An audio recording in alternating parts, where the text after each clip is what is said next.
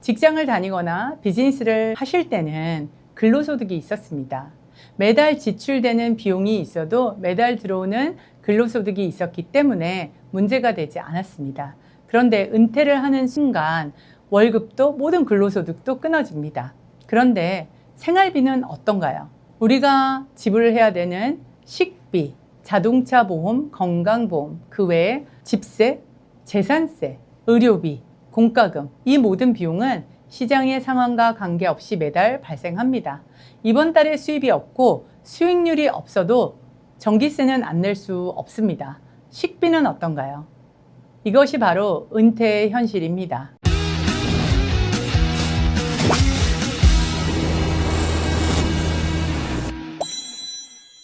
안녕하세요, 신진아입니다. 지난 영상에서 은퇴 후 가장 큰 위험은 은퇴 기간 가운데 생활비가 먼저 바닥이 나는 것이라고 말씀드렸습니다. 오늘은 그렇다면 은퇴 후 평생 생활비를 어떻게 만들 것인가에 대해서 말씀드리겠습니다.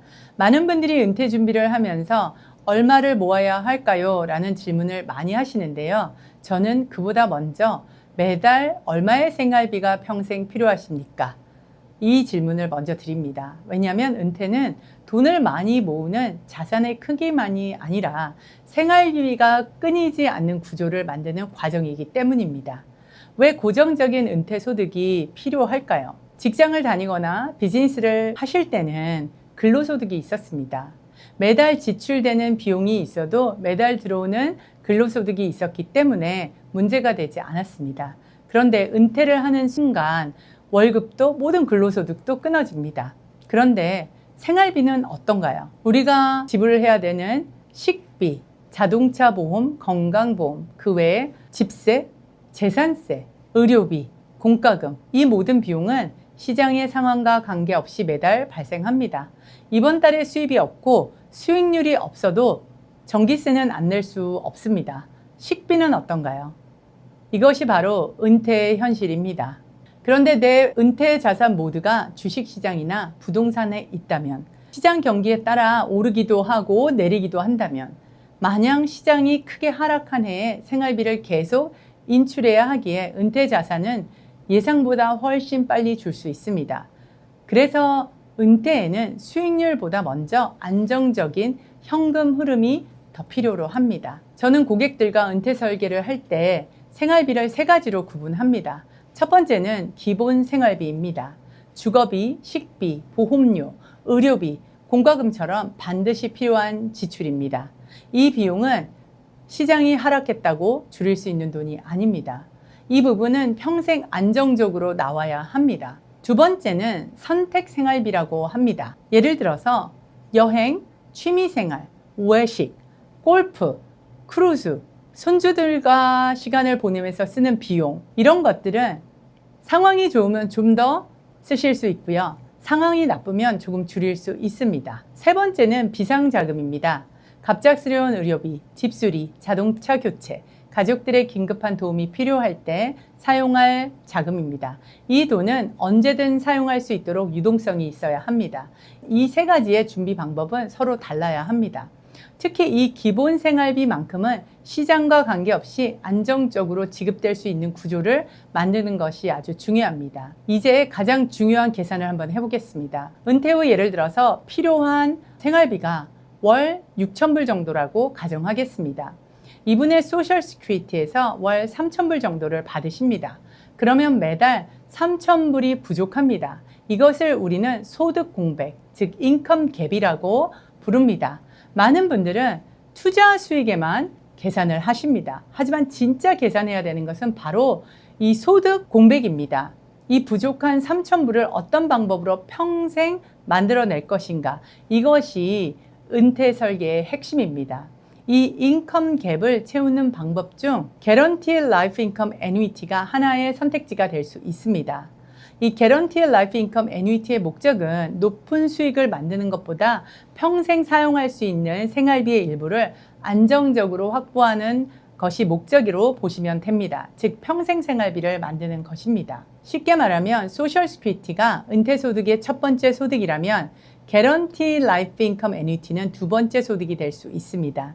시장 상황과 관계없이 계약 조건에 따라 정기적인 소득을 받을 수 있기 때문에 은퇴 후 심리적인 안정감도 높일 수 있습니다. 다만 지급 방식과 계약 조건은 상품마다 다르기 때문에 반드시 확인하셔야 합니다. 그럼 이런 질문을 하실 겁니다. 모든 돈을 애뉴이티에 넣어야 할까요? 절대 그렇지 않습니다. 제가 상담을 하면서 항상 말씀드리는 것이 있습니다. 모든 돈을 주식이나 투자 자산, 부동산에만 넣는 것도 위험합니다. 반대로 모든 돈을 애뉴이티에 넣는 것도 바람직하지 않습니다. 그렇다고 불안하다고 해서 모든 자산을 은행 CD나 현금으로만 보유하는 것도 장기적인 은퇴 전략에 적합하지 않습니다. 왜냐면요, 시간이 갈수록 인플레이션은 우리의 구매력을 계속 감소시킬 것이고요. 여기에 세금까지 고려한다면 상황은 더욱 달라집니다. 돈의 명목 가치는 유지되거나 증가할 수 있지만 실질적인 돈의 가치, 즉 구매력은 시간이 지날수록 감소할 수 있습니다. 그래서 은퇴 준비의 핵심은 가장 높은 수익을 구축하는 것도 아니고 가장 안정적인 자산만 보유하는 것도 아닙니다. 가장 중요한 것은 자산의 균형입니다. 저는 은퇴 자산을 세 가지 목적으로 나누어 보겠습니다. 첫 번째는 인컴 애셋, 생활비를 만드는 자산입니다. 두 번째는 growth asset, 즉 물가 상승을 이기고 장기적인 성장을 위한 자산입니다. 세 번째는 liquidity asset, 즉 언제든지 사용할 수 있는 유동성 자산입니다. 이 세 가지의 자산의 균형을 이루어야 건강한 은퇴 포트폴리오가 됩니다. 개런티 라이프 인컴 애뉴이티를 만일 고려하신다면 다음 상황을 꼭 확인하시기 바랍니다. 언제부터 소득을 받을 것인가?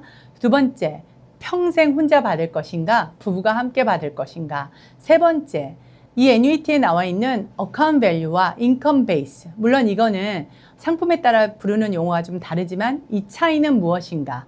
네 번째, 필요할 때 자금을 바로 인출할 수 있는지 그 유동성을 확인하시길 당부드립니다. 또한 다섯 번째, 인컴 라이더의 비용이나 기타 수수료가 있는지 확인하시길 바랍니다. 여섯 번째, 혹시 연금을 받다가 사망하시면 남은 자산은 배우자나 자녀에게 어떻게 이전되는지 확인하시길 바랍니다. 일곱 번째, 세금은 어떤 방식으로 부과되는지 꼭 확인하셔야 합니다. 이 부분은 상품에 따라 매우 다르기 때문에 반드시 본인의 은퇴 계획에 맞춰 분석해야 합니다. 이제 은퇴를 준비하시면 다음 7가지를 한번 계산해 보시기를 바랍니다. 매달 내가 필요로 한 기본 생활비는 얼마일까? 나는 은퇴에 소셜 시큐리티 연금은 얼마나 나올까? 혹시 내가 직장에서 펜션을 준비했다면 나올 펜션의 금액은 얼마일까? 내가 필요로 한 인컴과 소셜 시큐리티 인컴과의 정말 인컴 갭은 얼마가 되는지, 평생 소득에 대한 계획, 비상자금, 또한 성장 자산은 어떻게 관리할 것인지 이 7가지만 명확하게 정리해도 은퇴 준비의 방향이 훨씬 분명해집니다. 그리고 계약 조건을 충분히 이해하신 후 결정하시길 바랍니다. 오늘 말씀드린 내용을 정리해 보겠습니다. 은퇴 준비의 목표는 돈을 많이 모으는 것이 아닙니다. 평생 생활비가 끊어지지 않는 구조를 만드는 것입니다. 개런티 라이프 인컴 애뉴이티는 모든 사람에게 필요한 상품은 아닙니다. 하지만 기본 생활비를 안정적으로 확보하고 시장 변동에 흔들리지 않는 개런티 인컴을 원하신다면 은퇴 계획의 한 축으로 충분히 검토할 가치가 있습니다. 마지막으로 여러분께 질문 하나를 드리겠습니다. 여러분의 은퇴 계획에는 평생 지속될 생활비가 준비되어 있으신가요? 혹시 아직도 얼마나 모아야 할지만 고민하고 계셨다면 이제는 매달 생활비가 어디서 나올 것인가를 계획해 보시길 바랍니다. 이 질문이 여러분의 은퇴를 훨씬 더 안전하고 행복하게 만들어 줄 것입니다. 오늘 영상이 도움이 되셨다면 구독과 좋아요 부탁드립니다. 앞으로 미국 은퇴 준비와 절세 전략에 도움이 되는 정보를 계속 전해드리겠습니다. 감사합니다.